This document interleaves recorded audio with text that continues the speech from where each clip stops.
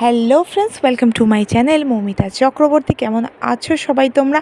আশা করি প্রত্যেকে ভীষণ ভালো আছো, সুস্থ আছো। আর আজকে সকাল সকাল আমাদের বাড়ি কে চলে এসছে দেখো তো। আমার যবে থেকে বিয়ে হয়েছে তবে থেকেই আমি এনাকে দেখছি, চৈত্র মাস পড়লেই ইনি আসেন।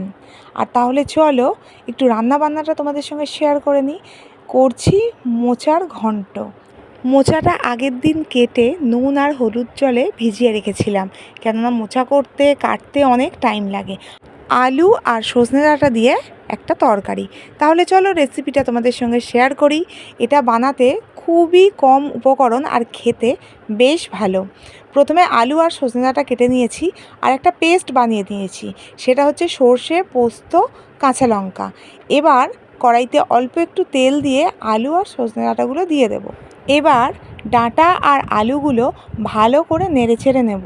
খানিকক্ষণ নাড়া হয়ে গেলে এবার ওই পেস্টটা, যেটা আমি পোস্ত, সর্ষে আর কাঁচা লঙ্কা দিয়ে বানিয়েছিলাম, সেটা দিয়ে দেব। এবার ভালো করে সব উপকরণগুলো মিশিয়ে নেব আর এর মধ্যে দেব স্বাদ মতো নুন, আর যাতে কালারটা ভালো হয় তার জন্য হলুদ। এবার সব কিছু একসঙ্গে মিশিয়ে সামান্য একটু জল দিয়ে এটা ঢাকা দিয়ে দেব। ডাঁটা আলু সিদ্ধ হয়ে গেলে আর জলটা শুকিয়ে গেলেই আমার সজনে ডাঁটা আর আলু দিয়ে এই তরকারিটা রেডি। এটা গরম গরম ভাতে খুবই ভালো লাগে।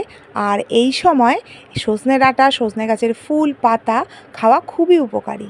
আর এই থালিটা তোমাদের সঙ্গে আগেও শেয়ার করেছি। তাহলে ভিডিওটা এখানেই শেষ করলাম, আবার দেখা হচ্ছে নেক্সট ভিডিওতে। টাটা।